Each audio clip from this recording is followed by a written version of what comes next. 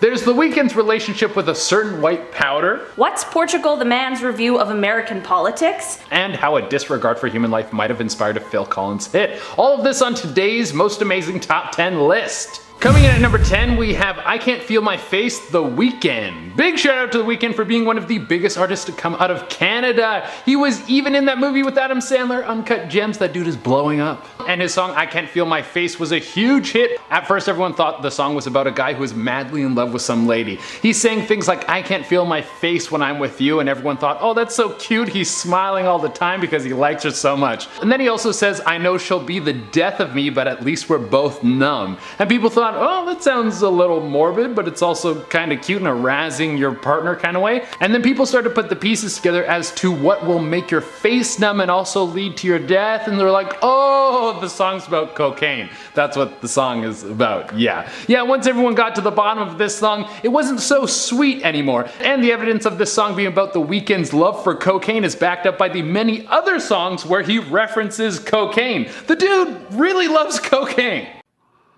Cocaine is a hell of a drug.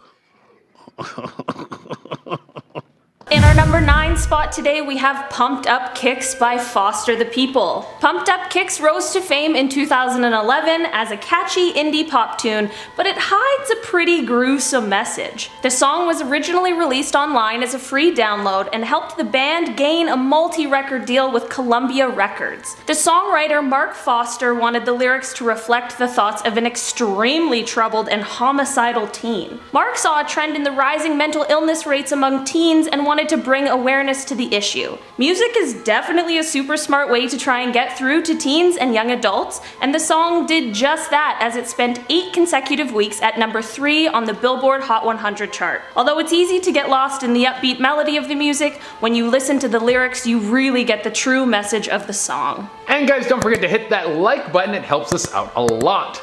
Coming in at number 8, we have Poker Face by Lady Gaga, one of the best Gaga songs to ever come out, and this lady has some smash hits, so you know that's saying something. Now, Poker Face sounds like she's hiding who she really is from the public, which is what the song is about, but I don't think many fans know how deep this actually goes. When Lady Gaga says Poker Face, she's actually talking about the fact that she's bisexual, and at the time of this song, she didn't feel comfortable or safe coming out about who she really was on the inside. That's a huge bummer. Everyone should be able to go out there and be themselves. But I would say that Poker Face has a dark hidden message because it highlights the struggle that a lot of people have to go through with their sexuality. Lady Gaga has even said in interviews that some of the inspiration for this song was when she would be making love to her past boyfriends and she would think about ladies. I hope that none of her past boyfriends saw that because that would be a major hit to the ego. It would be pretty hard to feel pretty in the morning after you hear that news. In our number 7 spot today, we have Some Nights by Fun.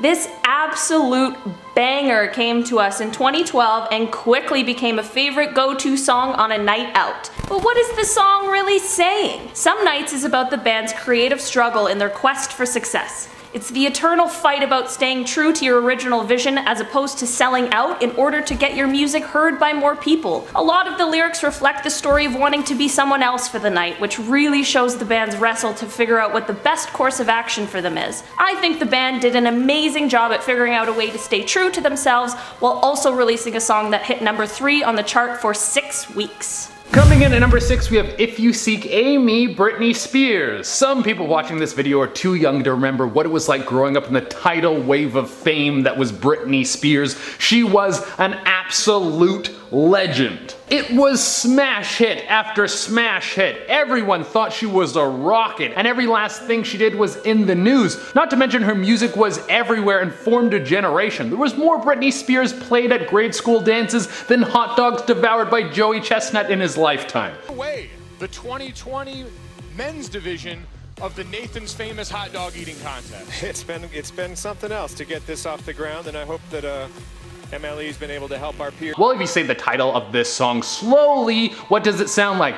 If You Seek Amy. Doesn't sound like a song about finding a girl named Amy, I'll tell you that. It sounds like the song is about sex. Well, it turns out that the song is about neither. The song is about how Britney was always under the watchful eye of the media and how everyone was trying to steal a piece of her for their own benefit, which is really sad to think about when you look at how young she was when she started to deal with all of this. At number 5 today we have Feel It Still by Portugal the Man. Although the opening lines of this song are about the lead singer John Gourley's daughter Frances, it quickly turns into a socio-political statement. The inspiration for the chorus lyrics, "I'm a rebel just for kicks now," came from George Carlin and his distrust for politicians, as well as Bernie Sanders having to run as a Democrat. The lyrics are a way of expressing how the band feels about the way the American political system is set up, explaining that they feel as though choosing between presidential candidates is like football teams. If you're not cheering for one team, you have to be cheering for the other. Coming at number 4, we have Total Eclipse of the Heart, Bonnie Tyler. Every now and then I get a little bit lonely and you never come around. You can't play the song without having everyone in the room getting into it. This is one of the best karaoke bangers of all time. Every time I hear this song, I picture myself with some glam metal hair standing in a moonlit window as wind blows on my open shirt. But even though the song sounds like it's about two people falling in love and never letting go,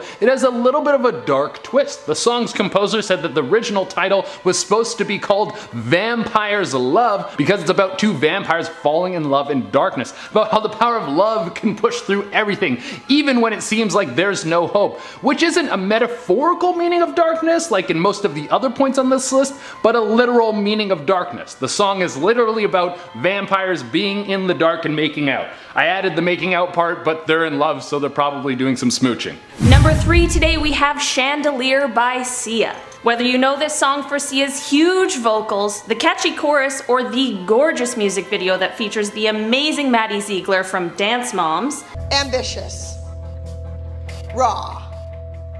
it's no doubt that you've belted this one out at some point or another. I can admit that I had no idea this song was about Sia's previous struggle with drug and alcohol addiction. Although she's been sober for years, she recounts the feelings of not being in control and a lack of concern for her future. It's unfortunate that Sia had to endure these struggles, but I am super happy for her being able to overcome her addictions and live a sober life. Coming at number 2, we have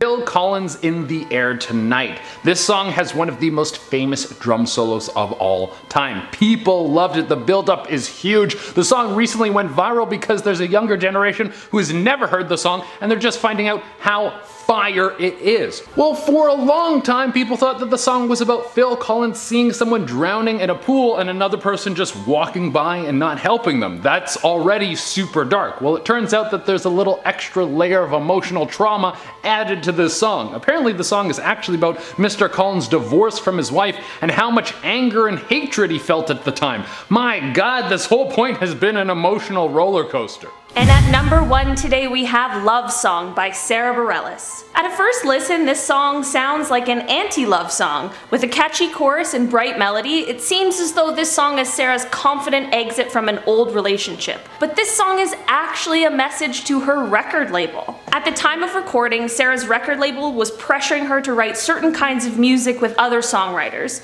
The process of trying to co-write the music was making her feel uninspired and stifled in a time where she was still trying to find her own creative process and identity. Out of that frustrating situation came the song that ended up spending 19 weeks in the top 10 on the charts. So maybe it was all worth it. Now for some comments from the top 10 cursed websites that contain the paranormal. Rhett Davidson wrote in and said, Dong Ghost is the alternative name for It Follows, which is very good. That is super funny. it's very on point. That is basically the Dong Ghost. For those of you who haven't seen It Follows, you have sex and a thing tries to kill you. That's it. That's the whole movie.